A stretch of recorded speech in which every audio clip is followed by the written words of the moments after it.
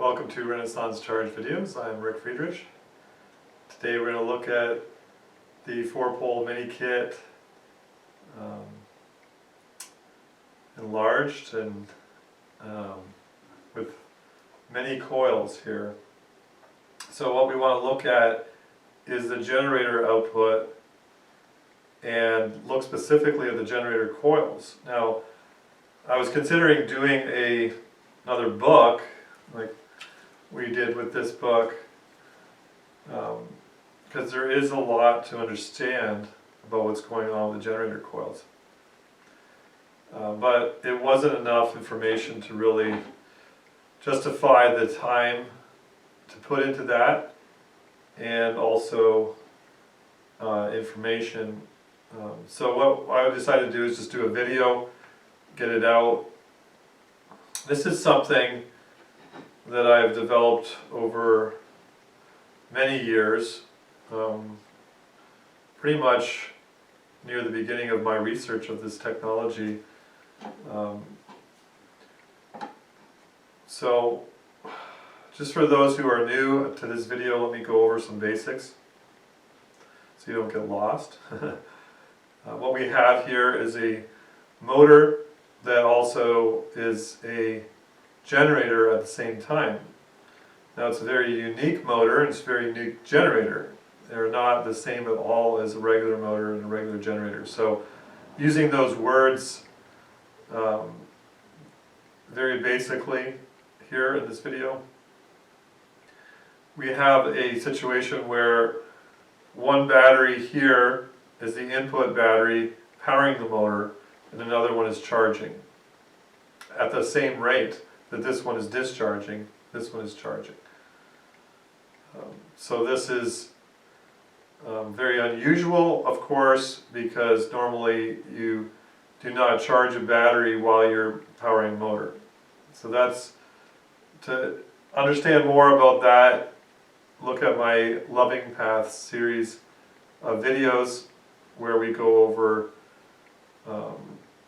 what the motor does, why it does what it does, and so forth. So today, like I said, we want to focus on the generator coils, actually completely replacing adding a generator to the motor.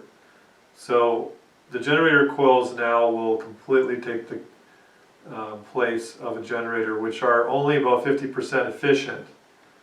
So think about this. A generator, this is a 3-phase generator in which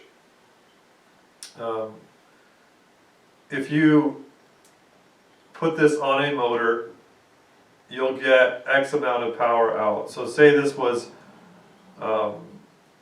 this produced 1 kilowatt of output. Let's just say, well no, 746 watts output, which is like 1 horsepower. It would take, generally with most generators, 2 horsepower of torque to get 1 horsepower worth of electric out. So these are not definitely an efficient way of getting power. If you look at your gas diesel powered generators and the amount of horsepower it takes to create any electric, it's very silly the way they do it, considering what's possible. Now, most people don't know what's possible, so it's not silly, but it's to me sad and funny at the same time when I consider how electricity actually works. So anyway, we're going to look at the generator coils themselves as being generators, and we're going to be using a Variac, which is an autotransformer,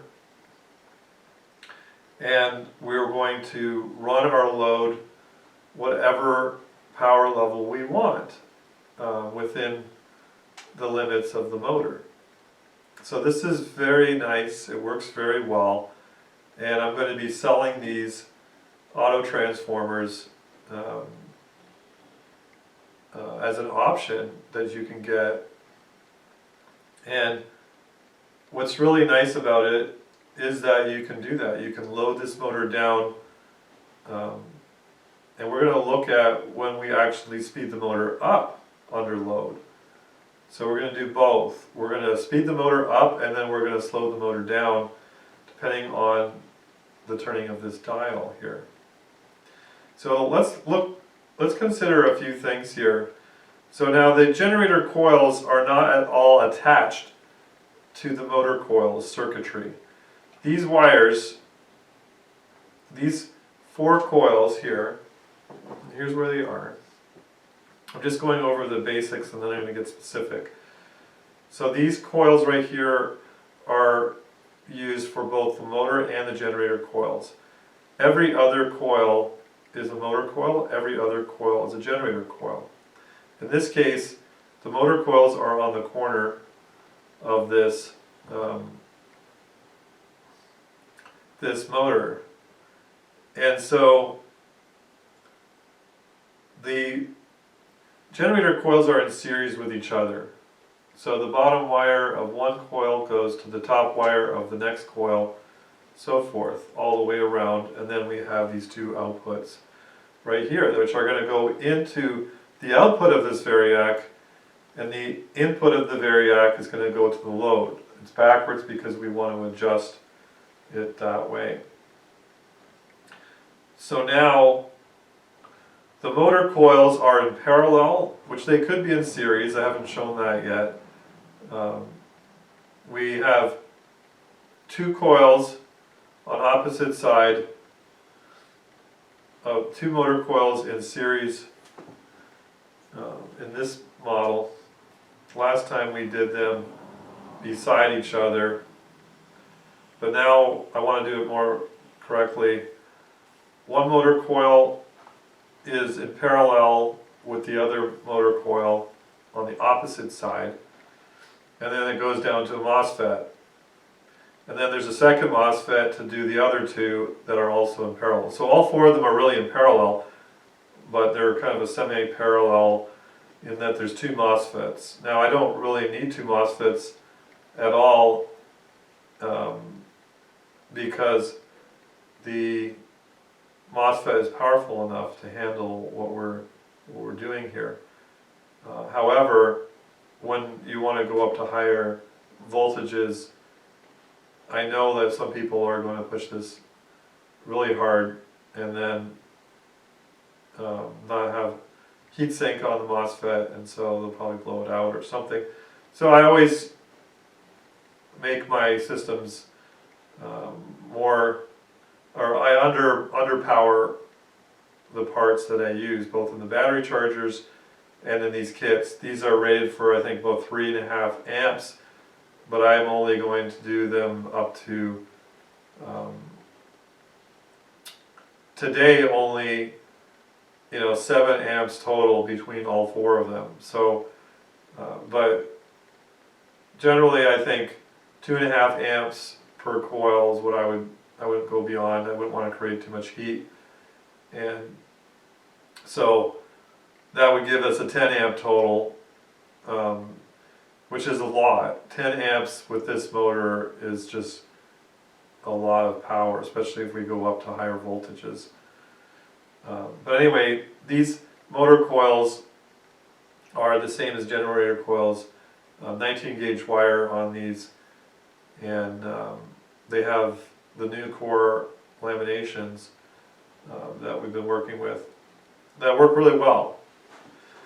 And so we're going to be doing a lot of things coming up with these motors, and you can still do the same kind of things with the past motors. So that's where we're going to be doing a lot with the code. And well, we've been doing it already, but we haven't released it yet. But I'm just showing you step by step. So part of that revelation of what you can do with this motor is in this generator coil. So when you think about it, when you think about a generator like this one, which is very similar. This is a 3-phase generator. So as you have a drag on it, right? As the magnet approaches the pole piece, you have an induced current flow, right? And of course that creates a drag on the rotation of the motor. And of course that is a terrible way to try and get energy. It's not how you do it. But for now, this is what we're showing, what you can do. So what we've done is, years ago I realized more of how the energy works. And I've shared things mostly on the non-YouTube videos way back, like 2005, 6, 7, those early years that I was doing this stuff.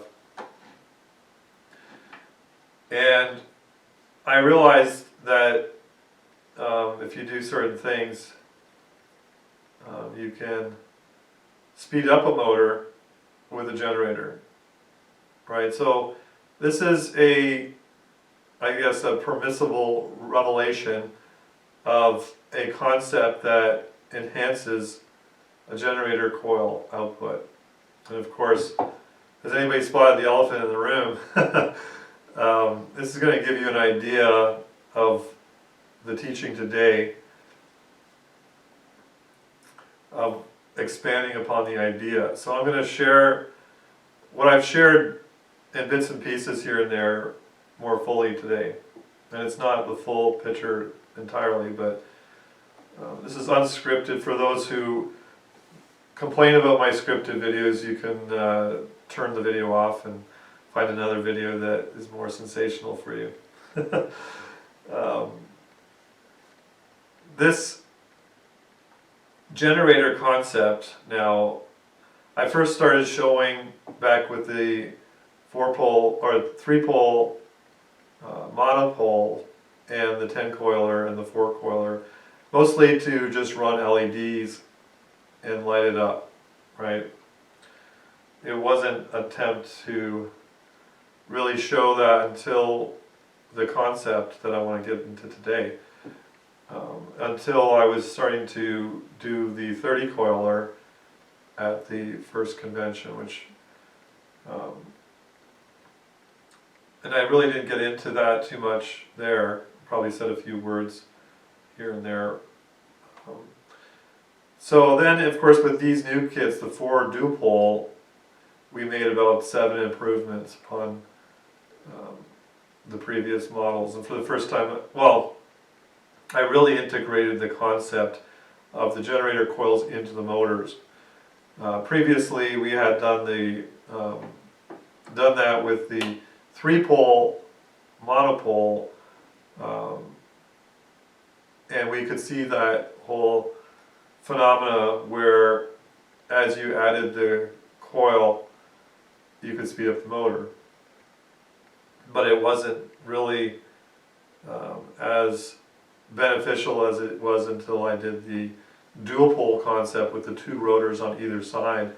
Like I said, if you're going to energize a coil, you might as well move a rotor, push a magnet. Now, if you're going to energize one side, you might as well energize the other. Like if it's energizing a pole this side and this side, you might as well be pushing magnets on both sides, right? So that was my basic idea.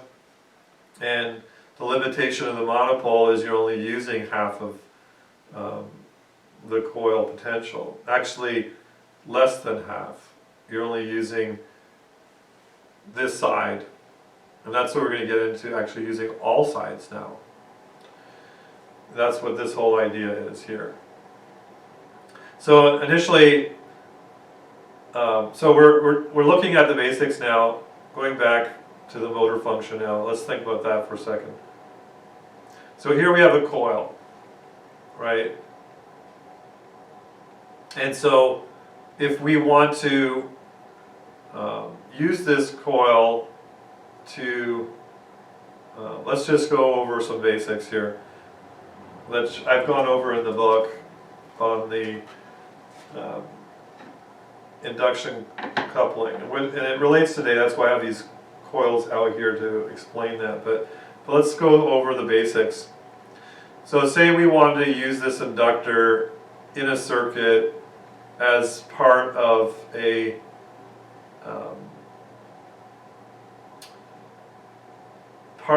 an amplifier, or part of a just some kind of circuit where we're using it as a choke. These are actually crossover chokes, actually. And okay, so now we are not using anything to create power. I'm trying to be super simple here. We're not using this as a motor coil right now. We're just using it for a choke function. So let's add to that now one part and a battery. So here's the charging battery, the big clips. So now across this choke we are having a battery being charged at the same time that we're using this for the other primary function. And if we do it just right, we can not affect the primary function. We can actually just charge battery. Well, that's great. Okay, so there's two functions, two amounts of power. So one input going into it, another going out for the primary use, and then a second factor going to charge battery. Great. Right? So now we are going to add a third function. We are going to take advantage of, so that was taking advantage of the electrostatic, so to speak, power with a direct connection to the wires. So now we're going to take advantage of the electromagnet action of this inductor, and we're going to push a magnet on the top. So now we have another factor of power that is pushing a magnet on a rotor, multiple magnets. Every time this is pulsed, we could do that. Now we add a second rotor on the bottom. So there's another gain, another factor of power there. And then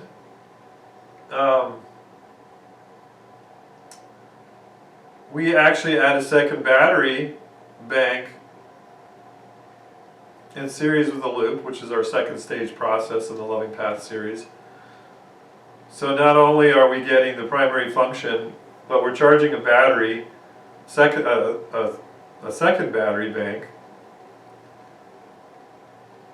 and that has nothing to do with this coil, but it has something to do with adding the battery. So now we're getting another factor. More or less, we're charging another battery at the rate that the first battery bank is being charged. That's too much to get into in this video, as I've talked about before. So then we add another detail. Now, watch this before I go on and explain that. So here's a little magnet right here. And watch what happens when I connect up the power. So I'm going to turn on my meters right now. It's not important to look at the meter right now, but just so it's not going to be very accurate, we'd have to really look at a oscilloscope. So this is a charging battery right here. But right now all I want to do is look at this little magnet that we use for our little 1AU chargers. Did you notice it spin? So no hands, no funny business. So this is the generator coil output going through here. And I'll show that by turning the switch off. Does the same thing. So why is that magnet moving over a foot away? That's about 18 inches, foot and a half away from this motor. That's like an EMP, electromagnetic pulse, that's created when I just pulse this coil. So this is what we're doing with this kit right here, is inductive coupling. And this is a mystery to solve and to figure out and to understand, experiment with. This is what Tesla talked about in his early 1890s lectures, in which he was creating action at a distance, both electromagnetic and electrostatic. And so here we moved this magnet noticeably, and it spun really funny. Like it literally turned and then turned back.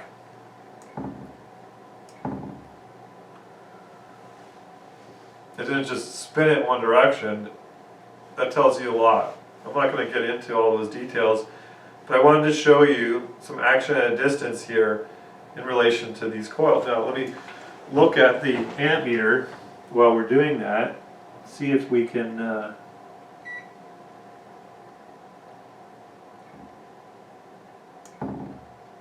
so now we got registering like 8 amps, which peak would be way up there, maybe 150 amps. So you can understand it's a big pulse going out. And it's not my objective to try and say, well, this means I can get so much energy, because it's very hard to measure the actual amount of energy on the curve with the pulse, the peak, and all that. It's not my point. My point is to show that we have activity going all around when I just connected this up. And of course, once the motor's running, it's going to be doing that again and again. Now, the peak pulse isn't going to be as high. And that's another whole subject too. There's so much to say, I have to think about what I'm going to say in regards to this. So the point is that early on I realized that I could be placing a coil close by and to the motor coil, and that would receive some charge. So that LED lighting up there without the rotor influencing, it's not moving, right? If I took the rotor right off, it would still do the same thing without, it's not the moving of magnets that is causing that light to come on right now. So what we're going to do with this generator coil is do two different sources of energy. So there's actually 3 times that this coil is being energized. And the first one is what I'm referring to now, is when the motor coil turns on, right? And think about this, again, this is the most important thing about these motors. When I said that in the book, I said in the last videos where I showed Kirchhoff's is for the birds video, where the MIT professor says that, titles his video that. And what he shows there is Faraday's law, which is when, well, one aspect of the law is that if you have a transformer and you are changing the inductance, applying current to it, while it's changing, the secondary can then receive a charge. And while it becomes a steady state flow, constant current, the secondary no longer has any ability to charge. So now, the first thing to note is when we turn on a switch to allow the current flow, and the induction is resisting, the inductor is resisting the current flow. At this point, we have the ability to do all that we're doing with this kit in charging a battery and now charging a generator coil. Secondly, when we turn off the switch, we also create a state of change in the motor coil, or we consider it like a primary coil in a transformer. So now we are creating another state of change in which we are also getting the ability to charge the generator coil and the motor coil. So now, those are two of the non-generator sources of input into the generator coil. Now, the reason why it's called generator coil is because we are using the magnets to pass by these pole pieces, which creates also a third form of current. So now, if that's all that we were doing, this would be a regular generator, just like you would have in an alternator or a DC generator. So that's why we call them the generator coils. However, that wasn't their primary purpose, ever. But people didn't realize this until now. I'm really giving more than just a couple of words about it. I'm going to go over it. So, independent of the magnet altogether, when the motor coil pulse is on, just like it moved this magnet way over here, and it becomes a receiver, just like this induction coil. When I put the frequency generator on it and create a signal, this action at a distance can happen, just like in a radio. Like we talked about the crystal radio or regular radio, we can have a receiver coil. So I've always been doing that. So we've always been doing wireless power for as long as we've been doing the kits. But you haven't really realized that because you were thinking that it was altogether the magnets passing the core of the generator coil that were giving you the goods. But that does not explain why the motor speeds up when we apply a load to the generator coils or we short out the wires. The mystery. Is it zero length law or is it delayed length? This is what we were going to get into maybe in writing a paper, book, or whatever on. I just feel like there's other things to do. This is very important. It's not the most important thing about this kit. Like we want to get into the Resonant and Resonant series outputs, which will be more important than this. But since I've been showing this for years, and since there are certain people who are my enemy that are misspeaking on the subject,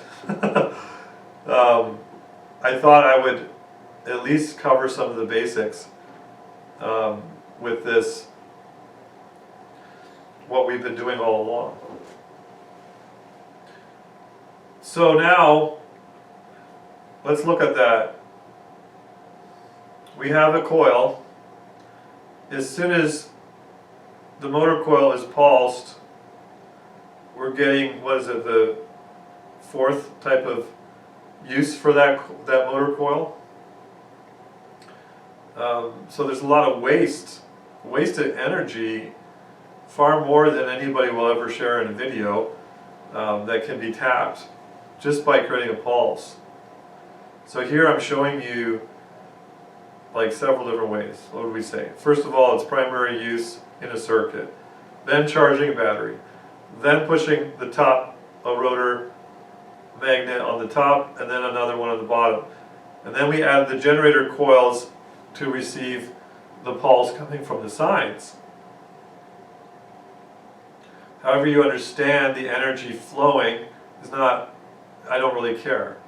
I don't care if you believe in electrons or fairies. It doesn't matter to me. I don't have too much of an opinion myself. But the point is that we know we can push this magnet over here, and we know we can charge a generator coil without the rotation of the rotor. So that, so far, it's all solid state, what we're talking about, no motor at all. Now, I was a mechanic for years. Call me now the philosopher mechanic. So I like to do motors, and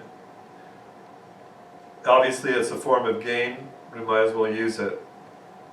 But this concept that I'm talking about today does not require the motor action. So there's really two purposes for this video. The one is to show you the autotransformer as a practical means for this motor, so that you don't actually have to get these external generators. And I'll get into that in a moment.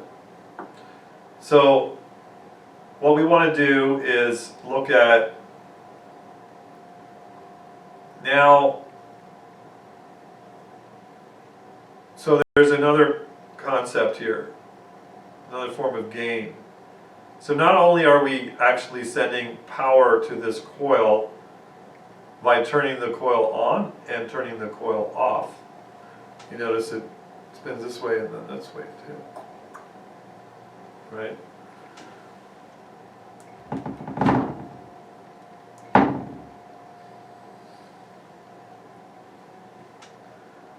So now we are not only acting as a receiver in the motor system, completely passive receiver, not affecting the motor. Well, first of all, it's not affecting the rotation of the motor by doing that process. It's not negatively affecting it. In fact, it positively affects it. So what happens is, when I energize this coil, because they are in phase with each other, so in this case there's 8 magnets on these rotors. The previous model that I made a very short run, a few of the customers got the 4 magnets. And we're going to talk about, well, let's talk about that right now briefly. So these rotors over here, here's the last one to be assembled. These are the same rotors, except they have 4 magnets instead of 8. Now, this is the ideal spacing of these magnets. They're fairly strong. They pull 28 pounds. So between them, there's still magnetism between them, a noticeable magnetism. So that would be more ideal. If we want to do 8, we would really want to come out to a rotor that was instead of 6, probably 8 inches. So we would have proper spacing. So I tried to do this one, but this does not allow for the shorted coil effect to take place, because the generator coils, if they're in between these, do not speed up the motor while you short them out. So I really wanted to do that, so I decided to change these back. So this video, what we're talking about, only partly applies to what I'm talking about today for the rotors that have only the 4 magnets. Now, what you could do is run 2 circuits independent of each other, so that you would have a motor coil, generator coil, like 2 generator coils here and 2 motor coils here, and then do the same thing so that you could do the same effect then. But I'm not going to continue making those, and we have the newer ones. Now the disadvantage of these is that these 8-pole motor rotors is that the spacing is really close, so between the magnets, so the fields are very complex and overlapping in a sense. It's not really how it's happening, it's what's happening, but just to give a brief explanation. So our on time has to be shortened, because if we have too long of an on time, the approaching magnet will be repulsing. As we turn on the coil, turn on MOSFET that powers the coil, there's like you saw, a burst of energy, and the near field is still pretty big area. So if we have the on time too long, what happens is the approaching magnet will be fighting against. So we want to actually use the attraction mode. As I've made this motor now, it's free attraction mode. It draws in for free, and then after top dead center we pulse it. So we have now a new speed control code here that's not a frequency within the on time, but it's adjusting merely 1 pulse per magnet and the width of it. So depending on the RPM too, you'll want to adjust that. And that's more of we'll get into that in the next video, perhaps, if we do another video just on the motor itself and not on the generator coils. So now that's the benefit of, or that's the drawback of the 8-pole motor rotor. And the advantage is now that we can utilize the motor coils in phase with the generator coils. So think about this. As you are pulsing the motor coil, right, which will be these ones here, this generator coil is receiving an impulse. And what happens then is this is to such a extent that it actually helps push away the magnets over top of the generator coil. We're talking about after top dead center, boom. So then the motor coils are turned off and the same thing happens. So it's really tight here. It's not extremely efficient because I'm doing this in a 6-inch platform here.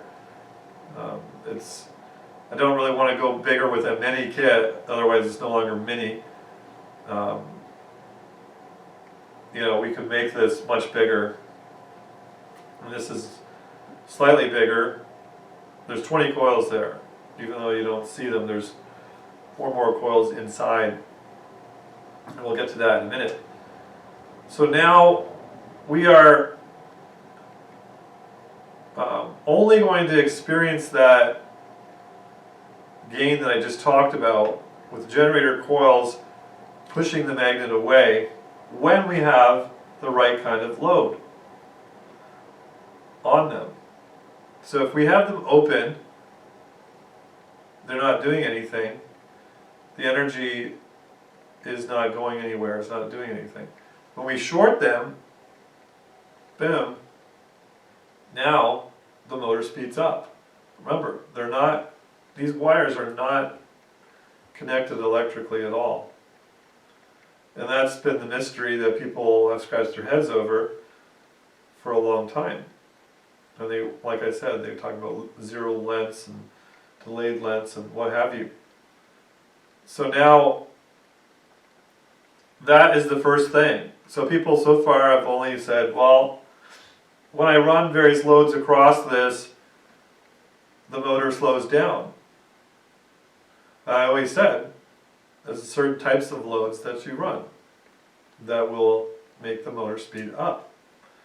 So if you try and draw power from this like a regular generator, which is what we're going to show here, then it will function as a generator and draw energy or load down the magnets just like a regular generator.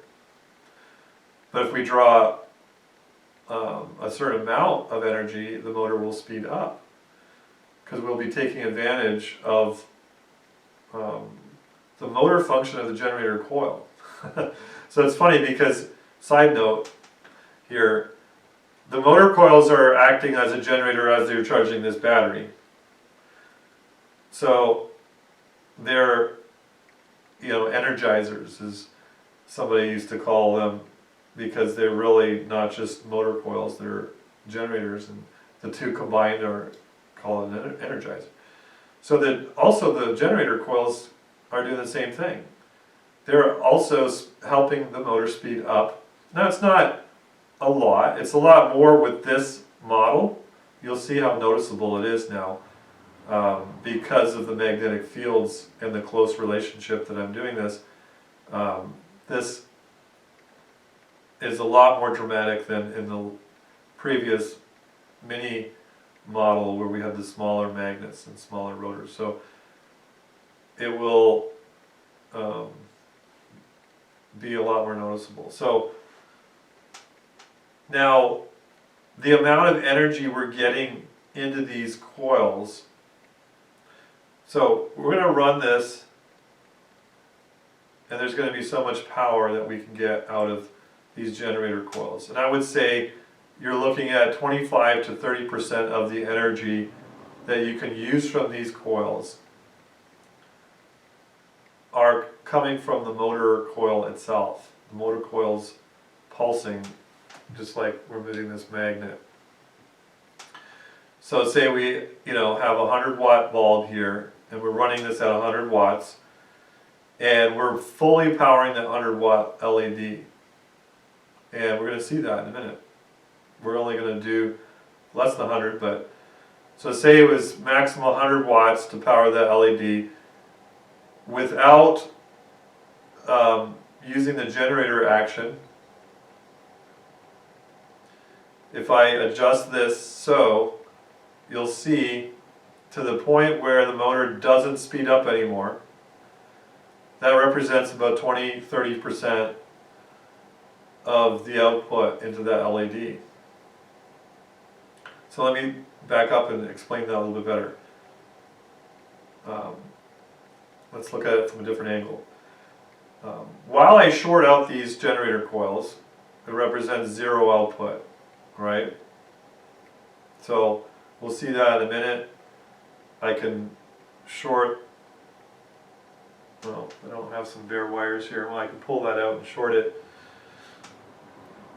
And you'll see the motor will speed up the most. And then I will turn the Variac from 0 volts, right? Now it's at 0, so that represents the secondary of the transformer. So we think of a transformer where we have two sets of windings and across one core, and usually one stepping up or stepping down. In this case, this allows you to change the secondary coil's voltage, or how many windings. So right now at 0 it's at dead short. So that would be, in this case, I would have maximum RPM under this condition. And then I turn it up and you'll see more and more power coming into the LED, right? And as I get to maybe 10, 15 volts, I'll have to look here on the Variac, the motor will slightly slow down. And then what we'll do is, I'll show this in a minute, turning on and off the switch at different points. And you'll see at a certain point, the motor will, well, first every time I turn off the switch on the lower levels here, the motor will slow down until I get to a certain point where it's exactly the same. So up until that point, we're really just using the energy from the motor coils. I mean, that's not really quite accurate, but it's somewhat in there. So then, once we go past that point, we're going to be pulling from these generator coils like you would in an alternator.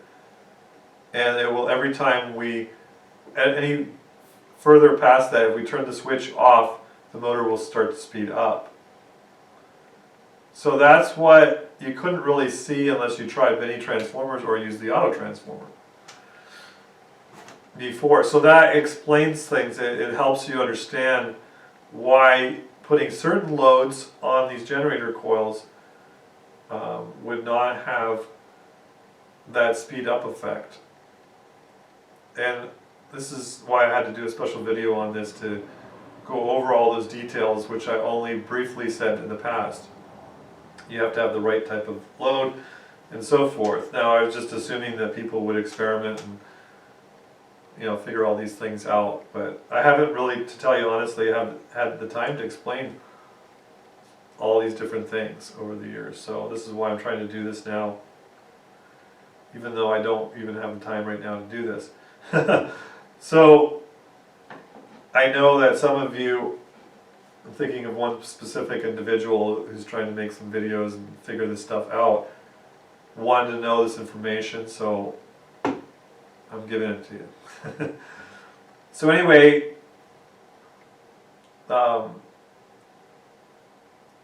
once we realize that, what I just explained, then we can start to go into expanding upon the idea. And that's what we'll get into the second part of this video, is running more generator coils. In fact, they're not generator coils anymore, they're induction coils, receiving coils, whatever we want to call it, electrostatic or... So what we're doing right now is only taking advantage of being on the sides of the motor coils, and also then of course receiving the magnets passing. So now if we add coils outside of the magnetic influence, I'm talking about the magnetic influence. So we're not creating a drag across the pole piece right now. We are just taking advantage of the fact that this pulse is going out in all directions. It's not just going into this one magnet over here. That's the way they imply. And I talk about that in here. So for those of you trying to figure out certain things, You'll understand what I'm talking about. um, anyway, the energy is going out in all directions, and what it does to this magnet or this coil over here, it's completely independent of what it does to a coil over here, over here, over here, over here, over here, over here, all the way around. So what I've done is I put on this model here, and we'll make this available if you want to buy extra coils, and I'll drill out more holes because these fit into holes so they can hold it all down, and then we just put hot melt glue on it to make sure it doesn't rattle around, and then we just clamp these. You can see they're kind of bent, holding them all in. So I put 4 more coils on the inside of each motor coil. I haven't bothered to do, you could probably put another 2 coils on either side of these here, and kind of like the picture, well, this picture actually is not even doing that concept, but with these, right? Some of you are laughing because you know what I'm kind of hinting at with what I'm saying here with the motor coils in relation to these induction coils. So I'm not hiding something, I'm just allowing you to figure some things out here. Anyway, the point is that I put 1 generator coil, which is no longer a generator coil because it's not functioning as a generator, but a receiver coil, let's call them, or whatever else.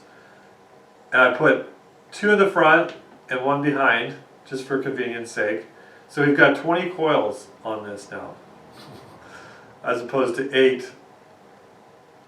And we'll see all these wires here are the separated output. So I've got the regular generator coils output like normal, and then we've got the inner 4 and then the outer 8. So we can run them independently or run them together all in series and see the difference. Maybe we'll do that today if there's time. If you're not bored watching this video already and it's too long, falling asleep. Anyway, the point is that they are independent of each other, and they're independent of the rotor. So let's start off by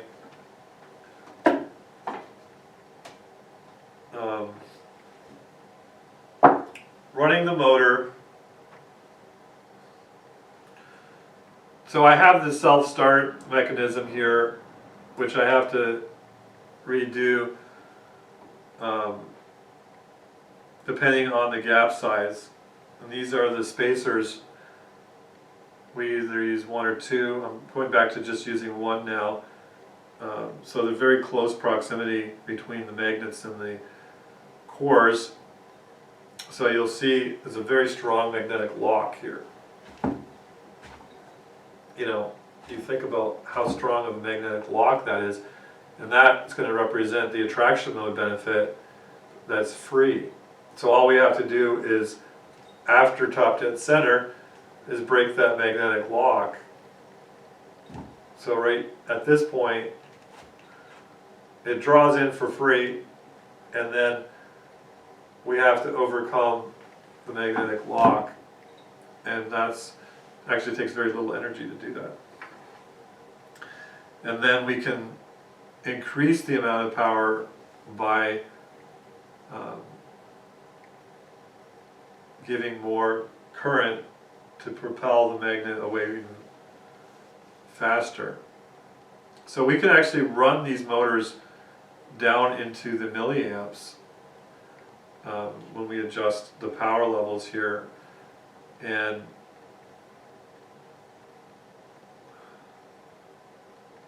that's another subject. But I want to push some power here waste some energy. And, well, let me say something along those lines. When you understand the principles I've talked about in this book, the themes, then you'll understand what's important, what's not. And what I've been doing over the years is showing you various ways to create free energy. However you want to define those words, over unity, or how you understand. All energy, as Tesla said, comes from the environment, the local environment.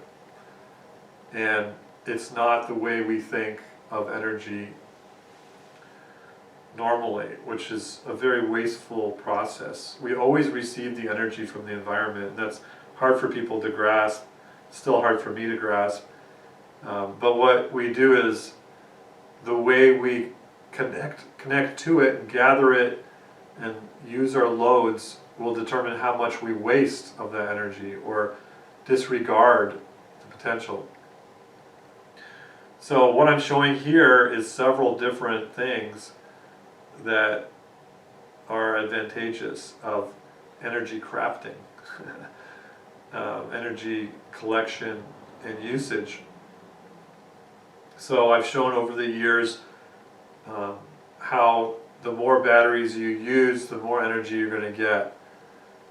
Between the stage 1, 2, and 3 of the Loving Path series, more or less batteries and more or less inductors will give you more power. So now we can move beyond batteries altogether and move into transformers. And we don't need batteries at all. And that's something that really goes too far for the general public to, it's too disruptive to the state of things to really come out with that. But if you bother to pay attention to the videos and things that we've talked about, you'll understand all that. So I've used batteries over the years because they're convenient. Everybody has them. It makes it really easy. When we start getting into transformers and phasing, it's not very easy to do all that. So one thing that I'm showing is a very easy way to do a transformer application here. So today is kind of the first step in that direction, where I'm showing you instead of a battery output, a transformer output. And the good part about the transformer is it's a lot more stable than a battery. A battery has very complex curves in which you have different states of charge and have to deal with charging and discharging it, you know, unless you use it like a capacitor where it always remains the same voltage. It's difficult.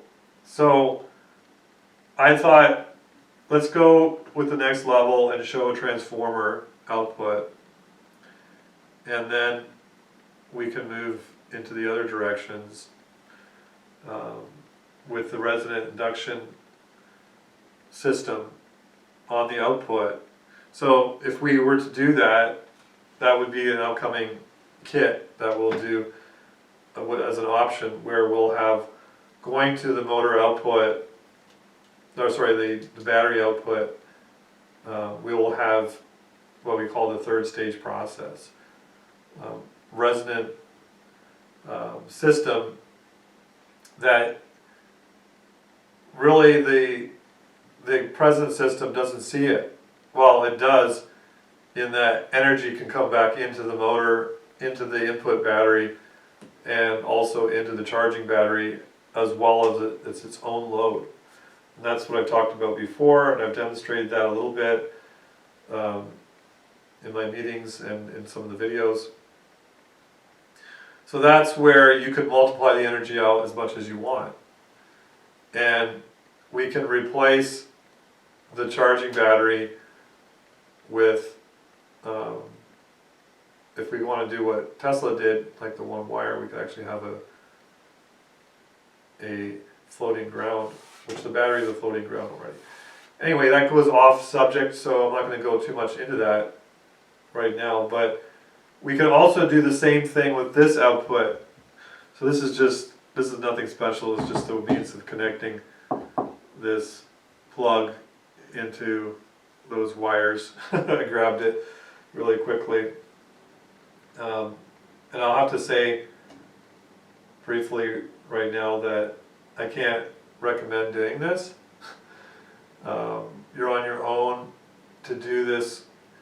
If you're a qualified engineer in your local area, I don't want people to be confused where you're running the input into the output and the output into an input. I don't want somebody to get electrocuted, I don't want anybody to do that. So you're on your own, use at your own risk. We're talking about now 100 watts worth of power at 12 volts only. If we go to 48 volts, we can go up to maybe 400 watts of power. That's a lot. It's enough to kill somebody if they are not careful in what they're doing. If they're, so using a Variac requires you to be qualified to use it, whatever that really means. I don't want you can't hold me responsible for this because I'm not encouraging anybody to do that who's not qualified. So this, for those who are not, this could be an inspirational video to show you what's possible. And if you get somebody qualified to work with it, you can do it. Anyway, enough said. So ideally we could get a resonant circuit on the output going to the output. We can place in series with that path,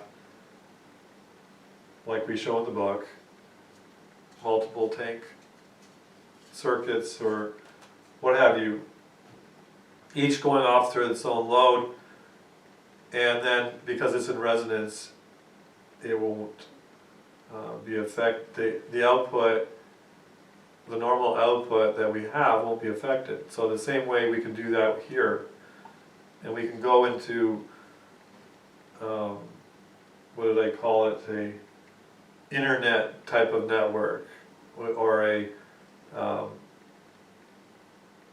used a certain phrase I forget now in the book, but we can have a massive network as much as we want. So before doing that, we have to go over what we already have, the different forms of gain that we have here. So what I'm going to do, because I have this, when you see this input battery connected, which is the source, the power source, and this is just running the Adreno circuit. When I connect this up, there's initial pulse, a startup pulse, that doesn't work with this particular setting properly. So what I have to do is turn my meters back on so you can see what we're doing here. So the voltage has come down slightly on this because I was running it before the video briefly, and the voltage had been higher, and then it comes down. And the reason why I usually show the voltmeters in my videos, and I talk for a length of time before I run the motors, is so that I'm not cheating. There's a lot of people that cheat on YouTube. Can you believe it? You might think that everything on YouTube is real and there's no fakery, but it's the other way around. There's very few things that are real. Everything's a fake. And so you can cheat by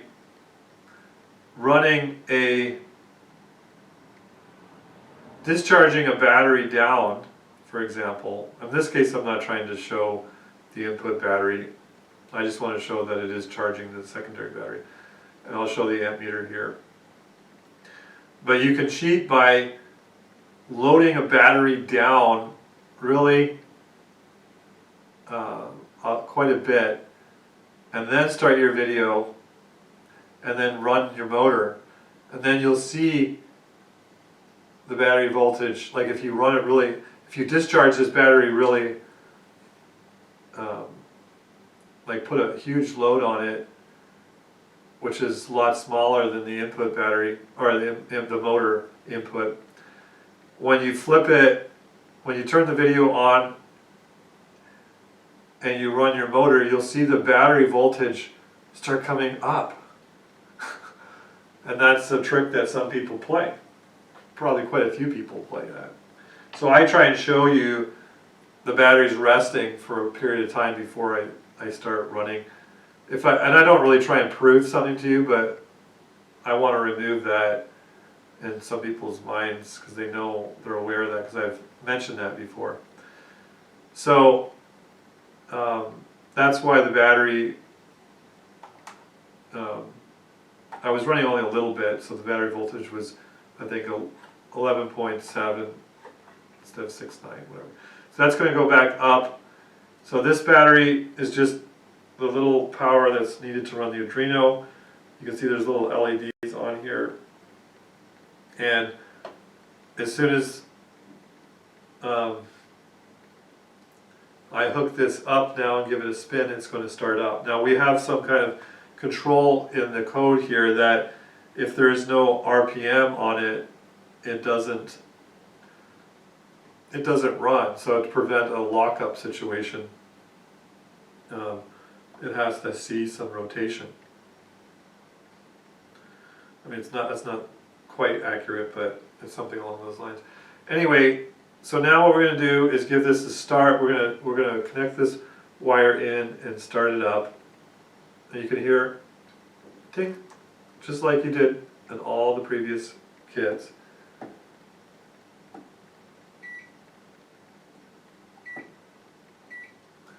So now we're on DC. I don't know how well this will be able to be seen, but it's not really that important. It's going to be around 6.5, 7 amps. And we are turned on here at the lowest rate. So it's going to speed up. Now there's some vibration here, and I haven't mentioned this yet, but I have literally a bolt as a set screw in these right now to counteract some of the loss in the mass. But I am getting the proper aluminum to fill in those holes. So there's a vibration right now. In the last video, the last two videos I ran, there was quite a bit of vibration because there was no counterweight and the rotors were quite out of balance. So they're still out of balance a few ounces, and we're waiting on some parts on Monday to come that will smooth this all out very well. So that's why there's a little bit of foam here, so to deal with some of the vibration. So let's go right now. Okay, so first thing I'll say before we do this is if I spin the rotor, hold on a second, for some reason, that's why. So that's the generator action, right? And then, like I said, this is, you can see this again moving. That is the motor coil action. So we're going to start off at 0. We're going to disconnect this. We've got our initial pulse there. Now we're going to give it rotation. You can hear it tick a little. Yeah. So now we're going to get this thing going, and it's going to spin a little fast for this. The vibration is a little too much for this demonstration. So I'm going to hold it for a second to get beyond. So you want to see how it's vibrating. So it's kind of moving a little bit. And once it gets up there, it's good. I should have shown you the RPM, but because of the vibration, the RPM is lower than it will be. So now, we've got 0 short.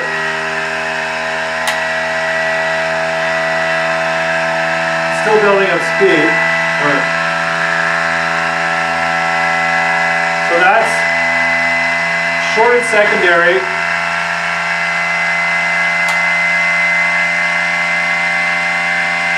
Now it's going faster.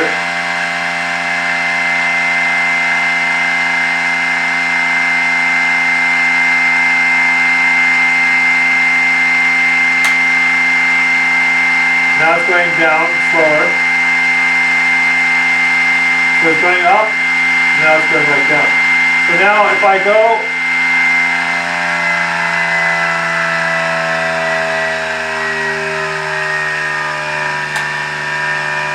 so you can see I'm slowing it down.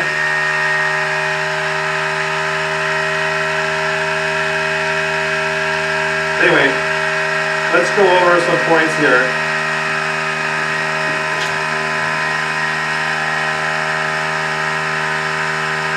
So we have about 6 amps here. And I'm going to turn it down just a little bit.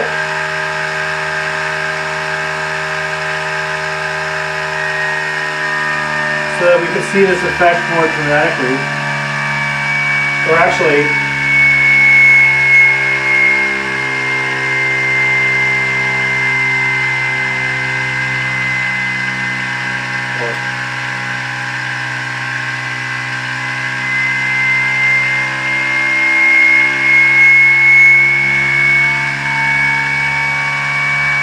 alright, so let's look at this for a minute. So if we go to maximum load, so now we're coming to the limit of this LED. You can see the pulsing, and the heat on it is very hot. If I do it too long, it's going to burn out. You can see how, well, you can't see from the camera how bright it is, but it's so bright I can't really see what I'm doing here. So now, this is representing the generator action as I'm loading it down. So if we have here,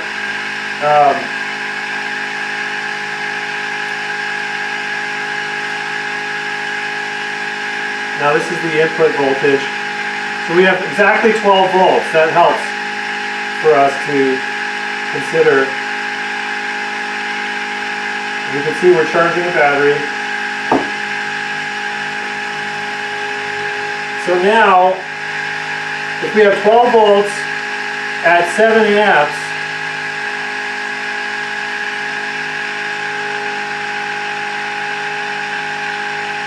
just want to get that pulse switch just right. So now we're loading down the generator coils just like we would with the generator, right? So we've got 12 volts at 7 amps. And we're at pretty much the maximum of the LED. Well, probably a little bit under. And we're charging up the charging battery at the same time. So now if I go down, the motor, I'm starting to burn my LED out right now, so I better turn it down. So the motor coils are still not hot, they're fine.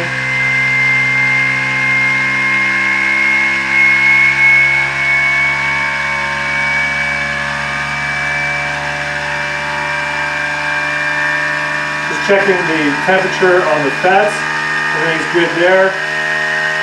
So now,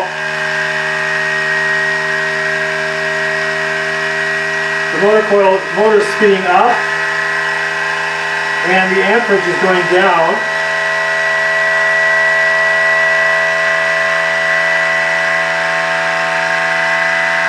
And you can see that. Now, what I wanted to show Once it stabilizes, look at that. So that's what I wanted to show, the dramatic difference. So I'm under load.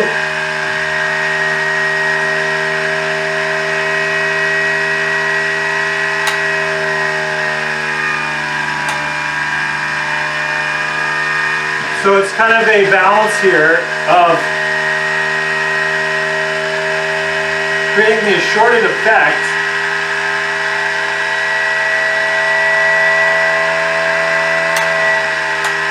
so I can go up a certain degree.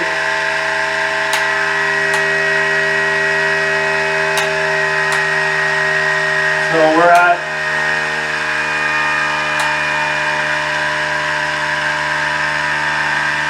right about there.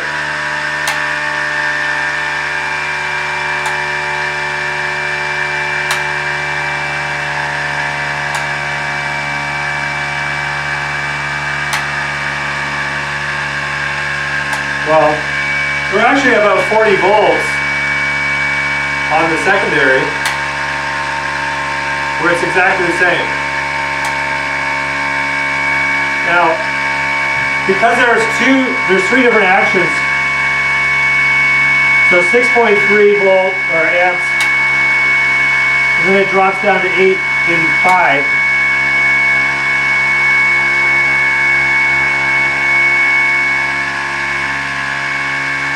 So what I'm getting at is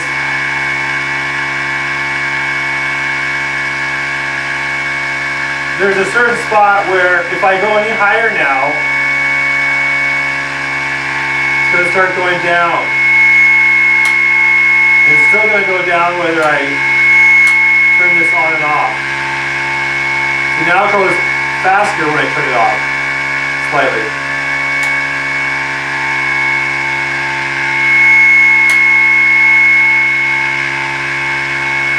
So if we go back down to about 40 volts,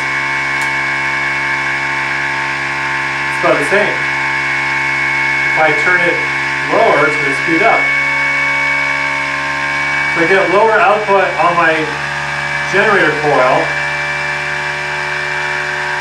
I've got faster motor action. Now, the point is,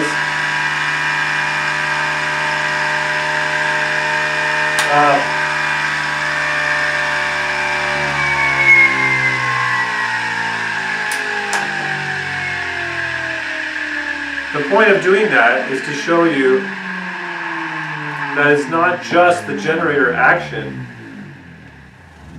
I apologize for the vibration here. So now we've got a battery charging. Now these are 35 amp hour batteries in good condition, so you can see that it's not pushing the voltage up really high on the charging battery, and then when you turn it off it just takes a dive. It was more, with this type of charging that we're doing now, it's more stable, more representative of the real state of charge in a good battery. So what I was getting at, again, just to make it really clear, above 40 volts you have just the same kind of effect of a generator on a motor, where it, as you apply more power up to your alternator in your car, you're going to turn all your accessories on in your car. Well, that alternator is going to clamp down more and more on the motor, and you're going to use more fuel to do that. So in the same way, once I go above about 40 volts, then you see the motors, when I apply the load, it's more of a generator action, where I am now slowing down the motor, I'm clamping down the motor. Those generator coils now are putting a drag across the magnets. It's actually before 40 volts, but because we're receiving the extra energy from the motor coils, it's offsetting some of that clamping.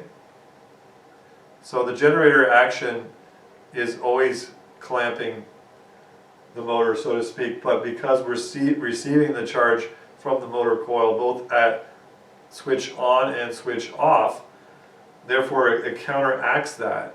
But since we're only receiving really a minimal amount of energy from the motor coils, it's not going to represent the equal amount of energy it takes to run the motor. And that's why we get into doing this, where we collect more energy than just one coil per one magnet, or one motor coil. We have now 4 coils per motor coil that are all receiving charge. So this is just an extra form of energy. So anyway, that's the Variac. It's very convenient because you can adjust your power. Now, I will say this before I forget, you're not supposed to turn a Variac under load.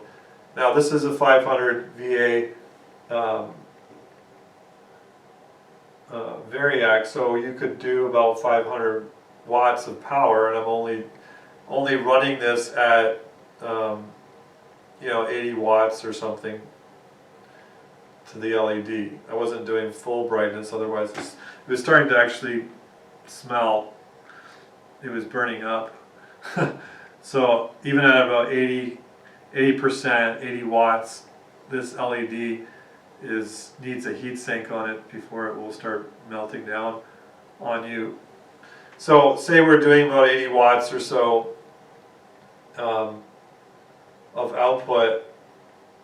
Turning the Variac's not going to really see that much of a difference, but if you can create a sparking in the contacts, and then you can burn out the contacts in the Variac. And if you're like me, you take it apart and you sandpaper it down, then you can, it's like kind of fixing your brushes, if you will.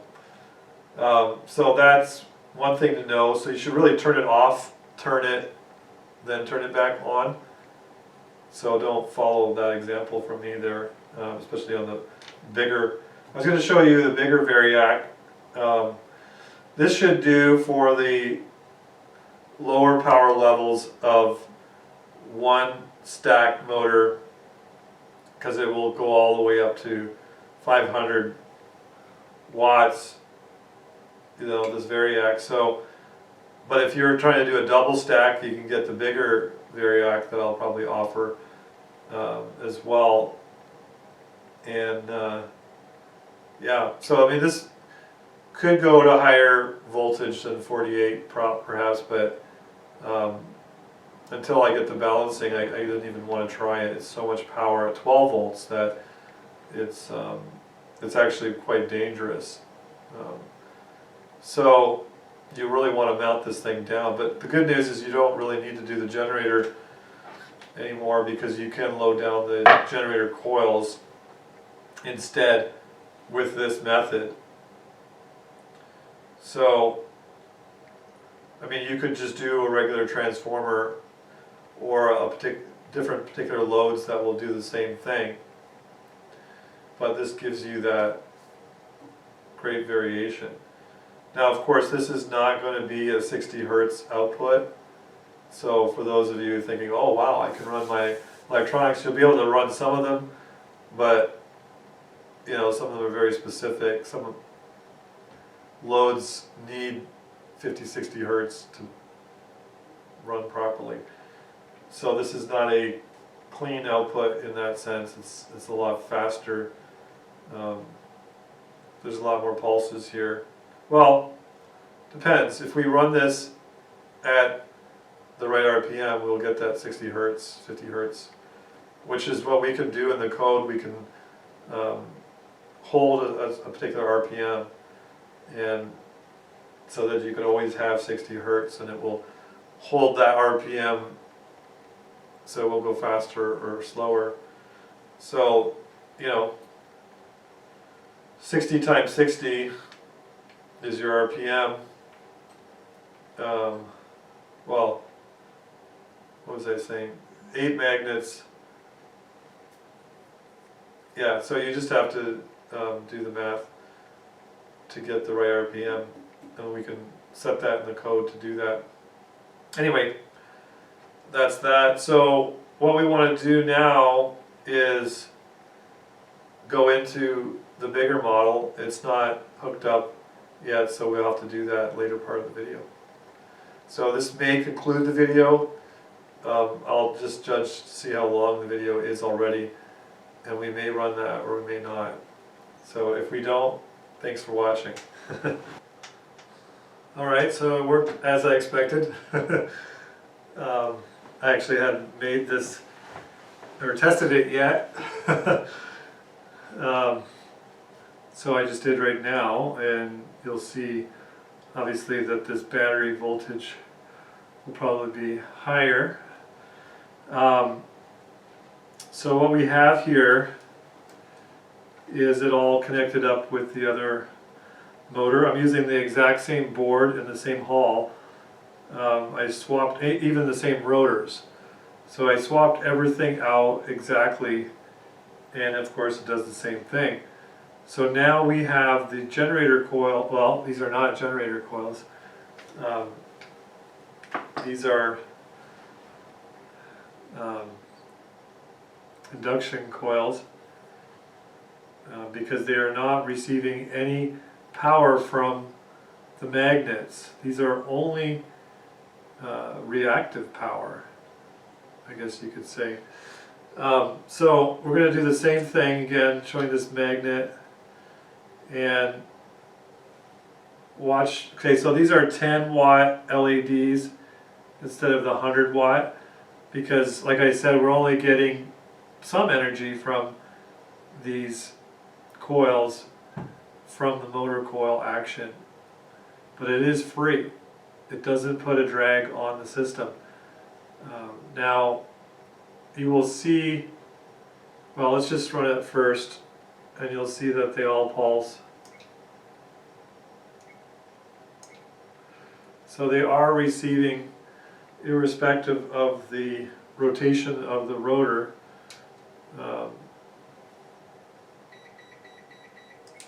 So it's still moving this magnet here. So it's still coming through.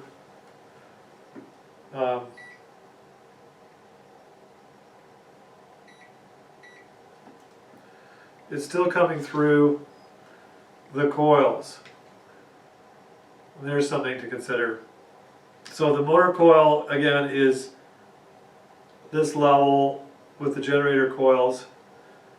And in this case, you can see the hall I put on the top this time. Anyway,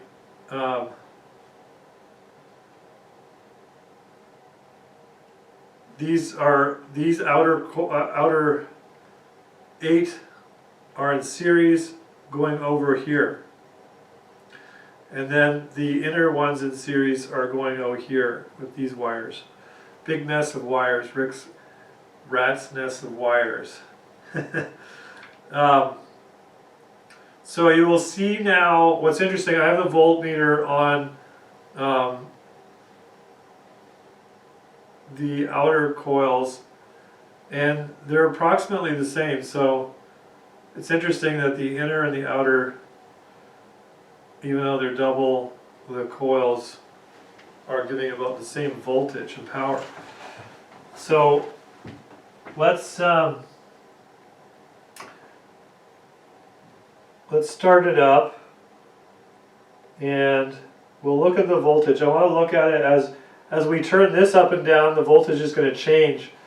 So it's going to create an adverse effect upon these generator coils as we turn up the amperage on the generator coil, which is creating a wasteful scenario. Okay, so because it's self-starting, I have to do this for now. So you can see even that little pulse registered in the receiving coils. So now let's get this started. So you can see the voltage.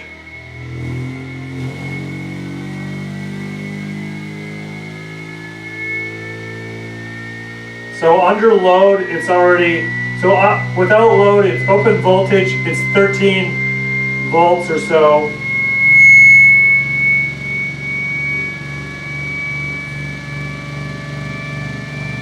So we're at 6 amps around.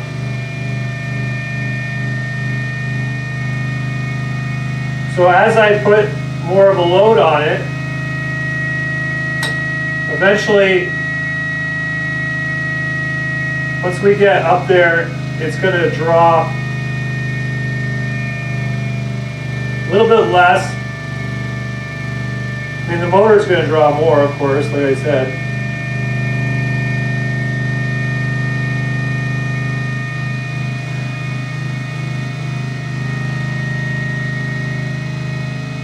See if I can do this while it's running. I'm going to try this at home, boys and girls.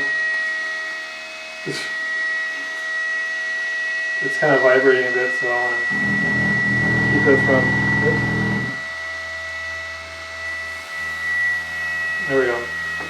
Anyway. Oops. Rubbing.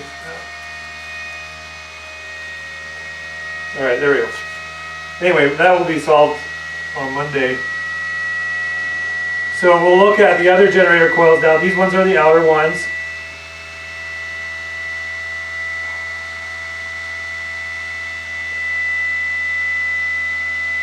This is on AC.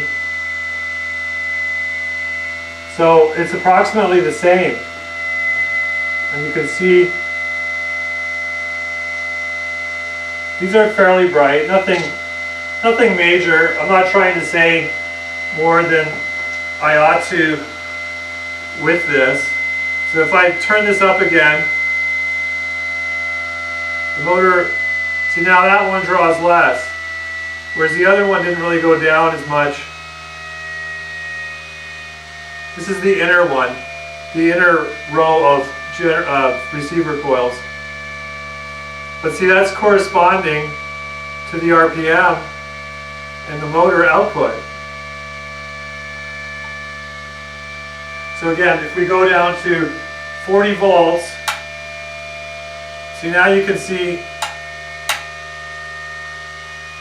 it's hard to see how bright these are in video. Now I don't have capacitors across them, which would make a big difference. So let's try that with the capacitor. We have, see, I couldn't do these 100-watt modules because the voltage is lower. See, if I stabilize this, if you look at the difference in that, if I put a capacitor on there.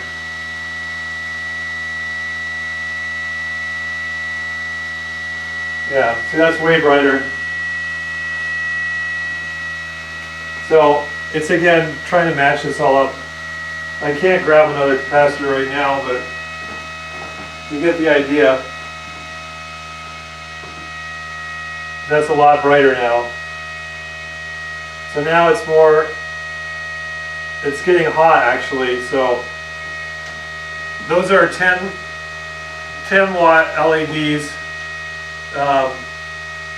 And they're not at full brightness, so, but again, it's an additive system, and it's trying to show you something here. I'm trying to go over it. Now I can't see because the LEDs are so bright. So anyway, we're at 5.5 amps. That's way brighter. And see now that, because of where I'm at, it's drawing more power. But see, it's pretty much at that point where it doesn't speed up the motor. So some of the power, it's pulling a little bit more amps at this point, not much. Just about 300 milliamps. Not much. That's not 300 milliamps of light, that's for sure. Anyway, so if we go down,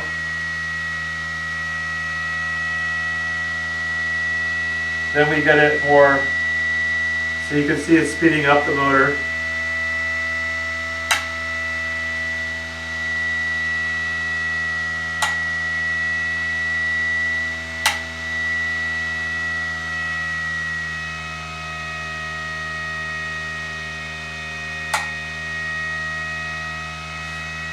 So anyway, that's what I wanted to show.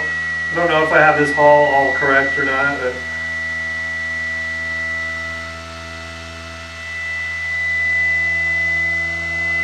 see, I don't even have it correct, so.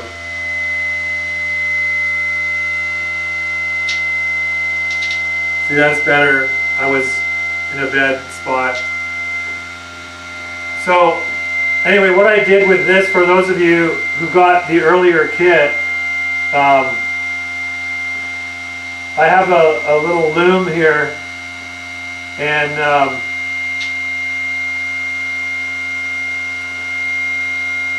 I have a wire in there.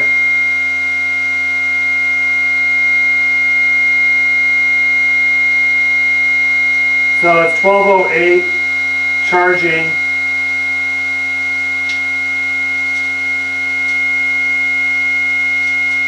And it's just under 12 volts on the input battery. So we can do that math. Excuse me.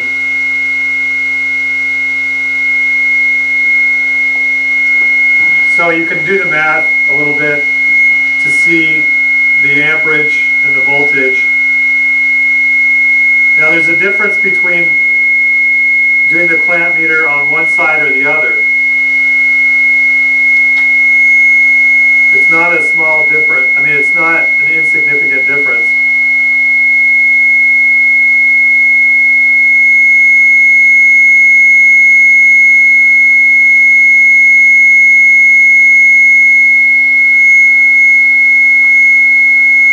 Because of the charging battery and it being in series and all that. But that's another subject for another day. So again, we can regulate this, draw more power, have more output. Now I was going to run it through these Variacs, these outputs. If I wanted to do that, I could do that, but here, let me turn this off.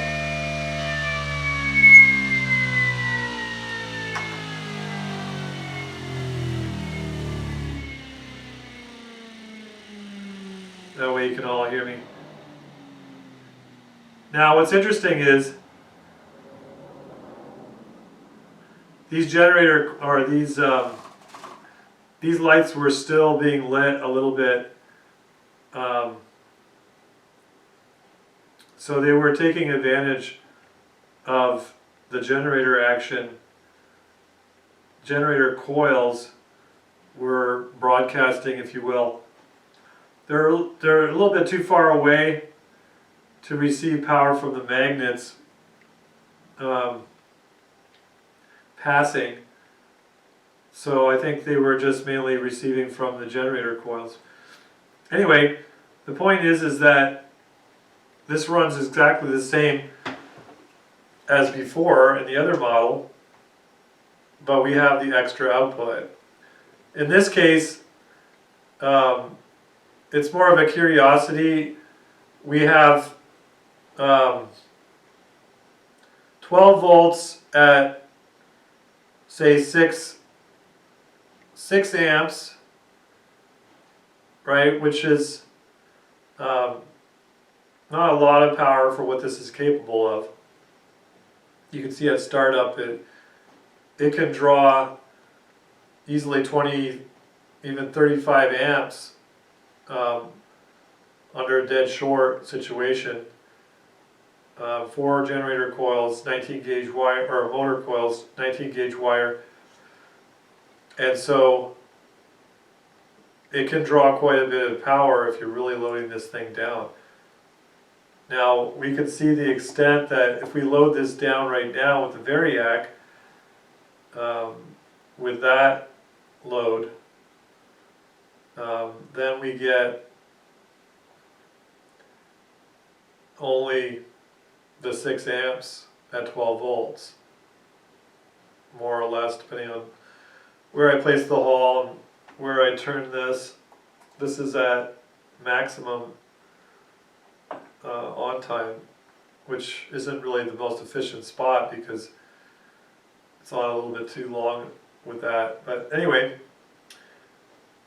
the point is that we've got 2 more outputs that are mounting to, at least another 20% of excess energy on top of what we're already doing without changing it, right? It's the same. I could have tested the RPM and all that, but I can tell you right now, you can hear the ringing in the coil that happens at a certain, or in the rotors that happens at a certain RPM. So you can learn that a little bit and gauge it without even measuring it. Put my meter down somewhere anyway. Anyway, the point is that we have excess energy here that was normally just wasted, and it's a good analogy for a conventional system where, like I'm showing with this inductor crossover coil here. Like I said, normally it's used as a choke, and a choke isn't really used to as an amplifier. I mean, it can be. With Tesla's system, he used 2 chokes at the beginning of his, sometimes his motor and or his AC circuit. So, but you can have this as a battery charger, a motor, a transmitter, as well as its regular purpose at the same time. So you can see how inefficient conventional systems are when they don't utilize all that they could. So again, we're charging a battery at the rate that this is discharging, and we're running another load here, and now we're running extra loads beyond that. So we have 1 input for so we'll say 1, 2 plus output. And of course we still have some mechanical power, but not much, because if we load this down, now if we load this down not fully, there's a little bit of a sweet spot there where we can squeeze out a little bit more here and there, and we're going to be doing more and more with the code and more processes.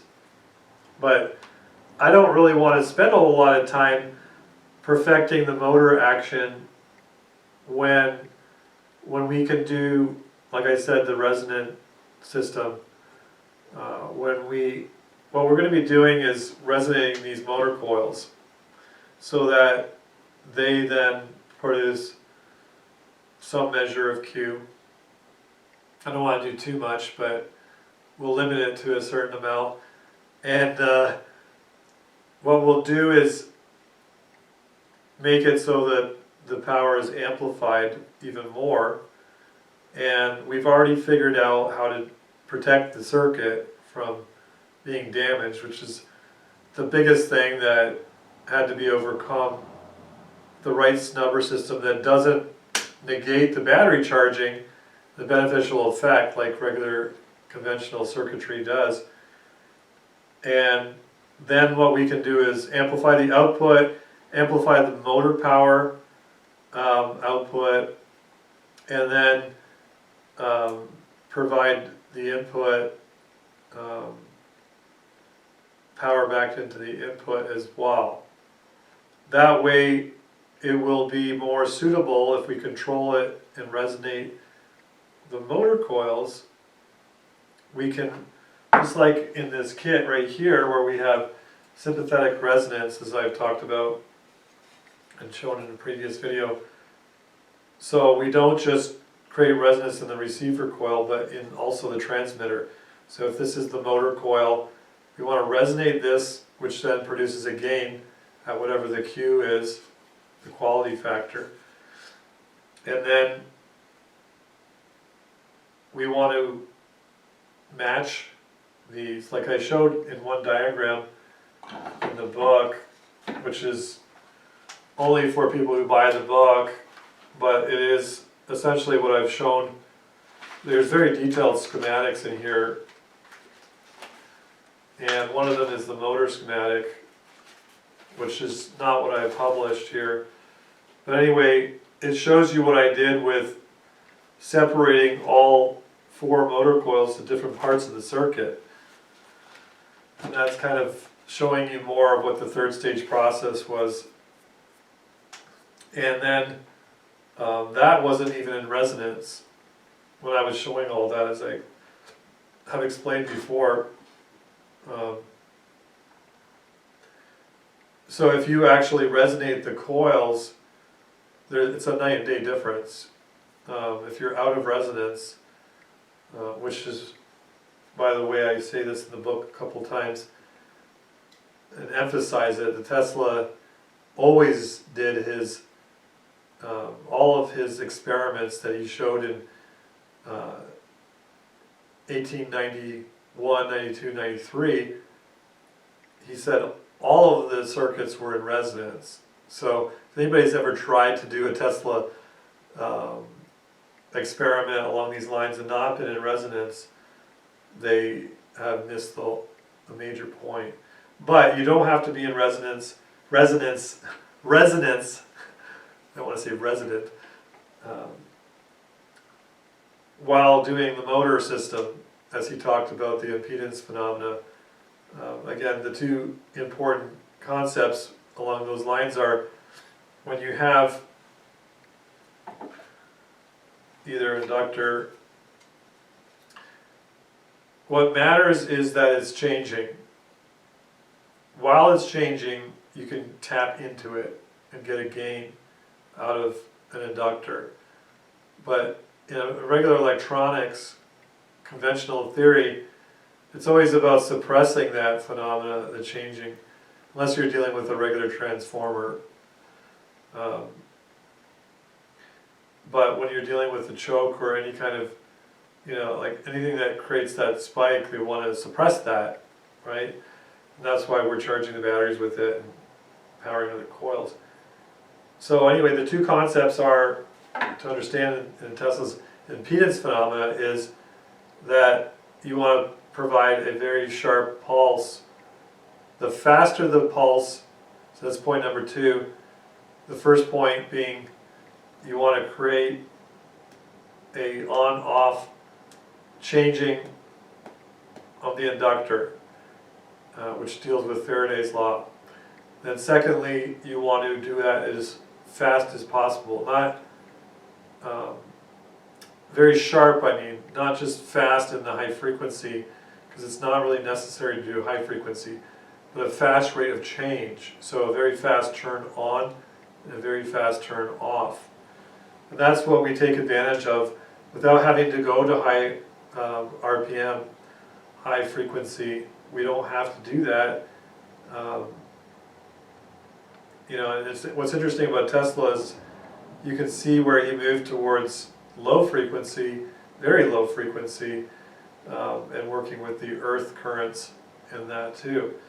But anyway, the impedance phenomena is very important in that we're not talking about matching impedances here, we're talking about the change that takes place in the coil, in the inductor, and the faster that changes. So that's why when you do a high voltage and you make a very fast turn on and turn off, there's a far greater gain, not because it's high voltage, but because the high voltage from one potential to the other is such a big difference.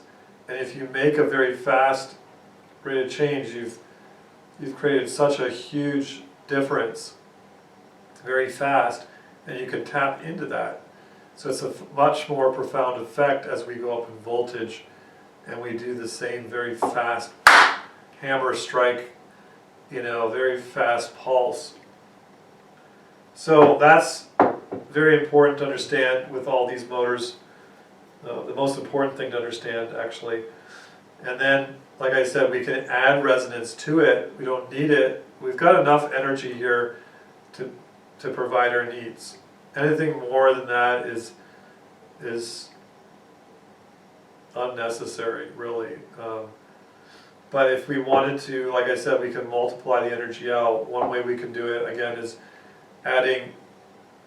running the motor in series with 2 battery banks. So say we had 24 volts on the input going to 2 12-volt batteries. Here we have 4 batteries. And if I keep this really sharp pulse, I can actually switch these battery banks around again and again. Some of you have experienced that more or less, depending on the quality of your batteries, whether they're sulfated or not, or they're not too small batteries.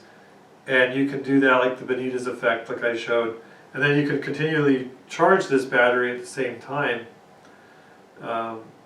It's a little bit of nuisance to have so many batteries, but again, it's another form of gain, right? We're not swapping around these batteries anymore. This is a continuously output battery while this still runs the same way. So there's that second stage process. And then, of course, we could do the third stage without doing the second stage, or we can do it with it. And then we add more series resonant processes. We don't have to even do it in resonance. Like I said, on the output, we can have additional series impedances and then get an output like I've shown previously. But what we want to do is put them in resonance, put the motor coils first in resonance, and lock in the RPM and the timing so that we have the right frequency to do the right effect. And then the battery still charges just the same, or a transformer. You can do a transformer. Now, for those of you who want to self-loop everything, just understand that there's a lot of complexity here in all the magnetic streams that are taking place here. Especially what I'm doing right now is really complicated to consider. So if you try and loop something back into the input, it's a lot harder to do it from and most of you are thinking in a conventional mindset, so you're thinking about pushing current, and it's a lot harder to do that because it's like trying to close a magnetic loop. You can't. You have to have something different, and it's a very complicated thing to try and close a magnetic loop. So when you're trying to loop around the current, people can try and do that with the generator output and send that back in, but it's not an efficient way of trying to do that.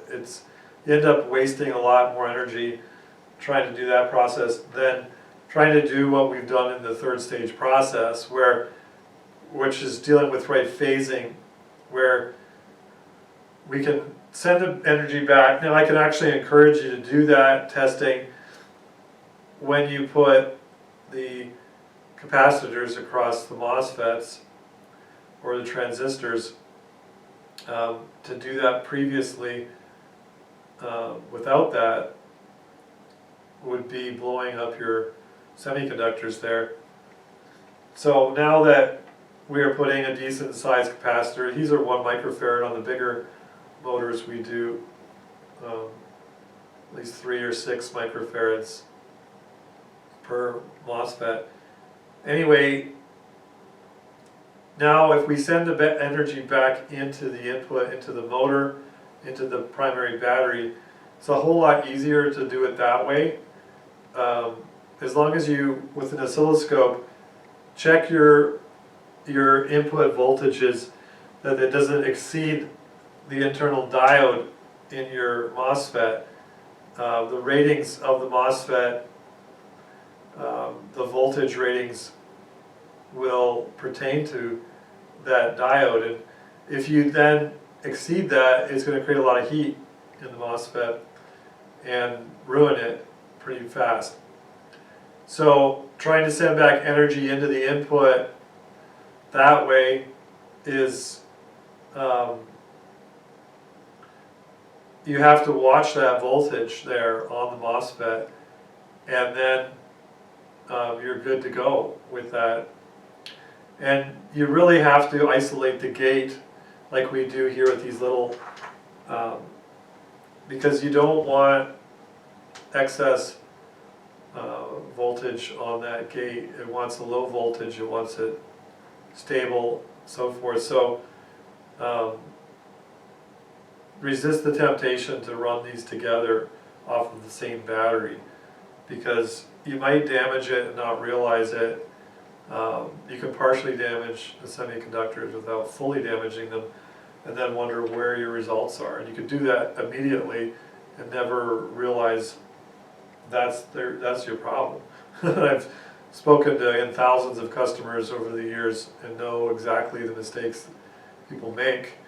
Number one mistake is bad soldering, though, people. Oh, bad solder joints, cold solder joints, and intermittent activity because of that. Anyway, so if you wanted to send power back into the primary, you can do the third stage process. I get into that just a little bit in the book with the schematics and that. And then, like I said, we'll try and come out as soon as we can. It's really busy right now. It's hard to get into additional products, trying to keep up with all the orders here. But what I'm saying is we'll try and do a resonant product like I've always, like the box basically, but doing the box so that we can use a Variac on the output, you know, some kind of transformer that we can regulate it without destroying everything, without disrupting it. Like, we want to kind of isolate it in a way that everything still runs the same with the motor and is stable, unless we want to send power back into the motor and that. So that's where, like I said, I need time to finish all that up. So the other way to send power back in, which is not what we're doing here at all, would be to deal with some high frequencies and quarter wavelengths and that. But I don't think we're going to try and, like we were doing that a little bit with the pulse within a pulse, where we were creating a high frequency, but it doesn't really pay off for the amount of times you turn the MOSFET on and off. Is a lot of energy to do that. So, and it's a lot more heat and bigger parts and so forth. So we went back to doing more of the single pulse per magnet on this. So anyway, by the time I do this video, you'll see on the website, actually, I think I already have it on the website, yeah. So you can order these now. You'll have to wait a little bit, depending on how many people order them for inventory. But we'll make this available. We already sell the LED modules, but you can provide your own loads here. I haven't shown any other loads being run, but you know, this is an AC. It has to be, if you want to do a DC, you have to use a bridge rectifier, right? And then you want to put a smoothing cap across it if you're going to do a DC load. Otherwise, like I said, this could even run at 50, 60 hertz. So it's kind of what everybody's been asking for many years. And it's not really the conventional side of things. So somewhat is. So I've never really wanted to sell things that were, you know, purely conventional processes. I wanted to focus on this and let other people deal that. But people want plug and play system, and this is it. So it's really convenient, really satisfied with it. Like I said, we'll be able to expand upon it, but I want to break down each important point because I think people just want the end result and not realize the value of everything. Like the one person I made this video for, actually, this whole kit came about because of a certain somebody, you know your name. He was an example of that, where he was trying to jump to a conclusion and rush into it and completely overlooked the value of the fact that I'm charging a battery at the rate of discharging another one, or close to it, or either, you know, a little bit more, a little bit less, depending on your battery. And to say, well, what's so important about this motor when you're already charging another battery is rather humorous to say. Because a motor is not running another load besides the motor, besides producing torque, is what I mean. And so just to discount the fact that it's charging a battery, even if it was charging it at 10%, that's still great, you know, if it was 50%, 90%. And if you charge a battery at the rate that this is charging, then if you think about it conventionally, you're really charging it at like 150% rate because of all the losses it takes to, what you get out of a battery from what you put into it is quite a big loss. So if I'm actually able to swap batteries around, I'm way above the 1-to-1, because that's assuming there was no losses. Now, of course, with this system, there isn't very much losses. There still is some losses. As we can see with this whole demonstration, I'm picking up energy that's normally wasted. And like I said, there's literally billions of times more energy that could be tapped from this or any electrical process if you really understand how the energy works. But anyway, on a practical level, we have this system. It's acceptable, it's allowable, apparently, and it's enough, right? Well, how much do you need? I mean, years ago, on the groups, all the skeptics would be doubting that these things could happen and whatever, and so I hammered it out for about 2 years, day and night. And eventually the arguments changed, the complaints, the disbeliefs, and they said, well, unless we get 3 times the output, we won't be, we don't care. It wasn't that it's not possible, it was that we don't really care unless it's got to be at least 3 times the output. And I was like, well, why? If you've got anything more, you know, than what you normally get, that should be pretty interesting anyway. And it's phenomenal when you can do something like this where you can just rotate the batteries around. But now we have, you know, for one input we've got more than, you know, 2 outputs here. This shows you just another example. And then, like I said, if you add more batteries, we can have 3 times the output, and that should lay everything to rest. Now, batteries are hard to judge for most people, as I've learned. You know, learning the battery curves, you just have to have patience. 99 point whatever % of the people don't, as I've learned. And so they don't stick with something, they keep changing it, they don't really see things through to understand their battery curves, the batteries that they have. And I can't help you there if that's what you're going to do. But anyway, as we move towards transformers now, that's what people want. And you know, there are a lot of systems out there that are accessible to the public that have no batteries on them, and but this is just not, it's a dangerous game to get into, I guess you could say. So anyway, I think that should cover it. It's a long enough video.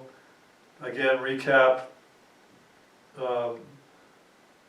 We have the basic motor, which I showed. I don't have it, it's over in the other room. Then we have, so we're charging a battery while running a motor. Then we have generator coils that function like an alternator that go out, and up to a certain point, in this case 40 volts, we have really a no load situation where we're getting a load off of the motor without the motor slowing down. And that represents the free power coming from the motor coils. That's normally wasted. And then from there we can turn up the dial and pull more current from the system, from the generator coils, but they end up loading down the rotor and the motor. Now the motor doesn't draw any more energy, it just slows down. So that's interesting, but it's a trade-off between torque used up, if you will, slowing down the motor. So there is more of a conventional experience at that point. Now when I made this kit, I never wanted to do that. I just wanted you to simply see that, and people didn't see it, so now I'm saying it. So then anyway, on top of that, the same effect that we're doing, I'm showing that again, the neglected fact that we can actually put more generator coils around the motor coils. Now for those of you who have come to my conventions the last couple of years, including in Germany, I made one triple stack mini kit, but the two upper and lower stacks or rows of coils were all generator coils, and they didn't actually have this effect. They just simply were utilizing the magnetic streams from the magnets. Now, what I was showing in that was if you place, so what we were doing is we were placing the coils far enough away from the magnets that they weren't actually putting a drag on the motor at all. So there is a distance, like I've talked about, there's a very, very close distance, which we're almost at right now, that isn't, it's very inefficient. That's the way a lot of motors and generators are run, because they're trying to get the maximum out of energy for the distance, but then they end up drawing a lot more, take a lot more energy to run. So it's not an efficient way. Then there's where we have it, what I would say a second area of the magnetism that's a little bit further away, and that's where you can have this effect where you have a lock but then it glides, which is quite interesting to consider. And then you have a third area that's far enough away that magnetic streams are definitely more spread out, and so they have a weaker effect, but they are far enough away that the rotor will not slow down. So you're influencing action at a distance without affecting your rotation if you're a rotating magnet, rotating on a rotor. So that's what I was showing on that other model years ago, where it was only a little bit of energy, but it was free. And that was the point. If you consider that enough, you will find out about something that is crazy important, and it will completely change your whole thinking of how foolish, well, you'll realize just how foolish the way we generate energy with generators is.